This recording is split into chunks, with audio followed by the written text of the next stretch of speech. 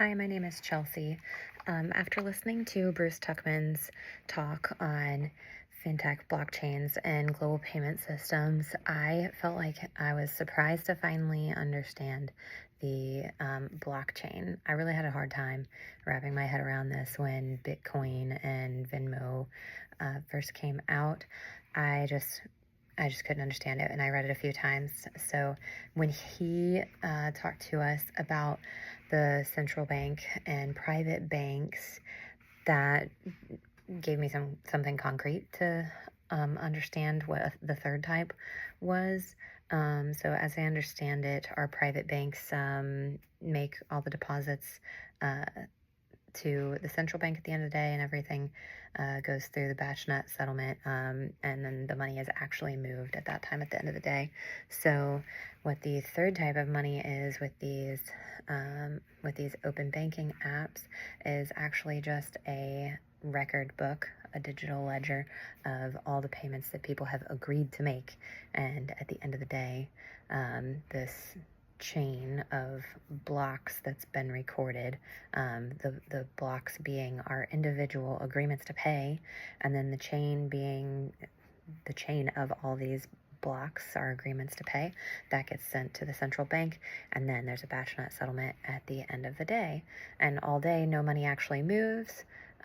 Just there's a record of it, then it goes to the central bank, and then the money actually moves. So is it better, risky, or just different? I used to feel that it was really risky. I felt like I was afraid to have my data being open and shared with these apps because I usually did not put my banking information into any apps. I did, however, put them on websites, and now I tend to feel like these apps have more security standards and organizations holding them accountable for their security. So though I used to feel like it was risky, I feel like it's better now because it helps small businesses grow, I think. As a small business owner, I was not at first accepting those types of payments, and I was only taking cash. And I just had a lot of pressure from my clients to be able to accept these open banking apps for payment. And nothing had been happening to any of them after using it for a few years. So I decided to go in and go ahead and do that. Also, it was easier for me to make payments because I always forget my credit card when I go to the grocery store. And then at the farmer's market, I like to be able to buy things from the vendors there. And using Venmo enabled me to be able to do that, and using my Apple Wallet also. So yeah, I trust it now. It took me a long time. I feel the most comfortable with Zelle because it's attached to my actual Bank of America app. I also had an experience with cross-border payments.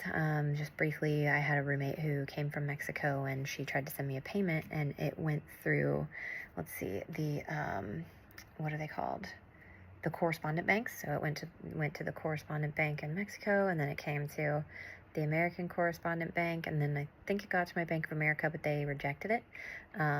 So it makes me wonder, would it have been easier to send money had we done it through Venmo or some other type of app that handles these cross-border payments? So that was interesting to learn about. Maybe we could have avoided all the fees that she got by trying to send it that way. So that'll be something for me to learn more about. Please, if there was anything I talked about that I actually misunderstood, please correct me and give me any feedback. Thanks.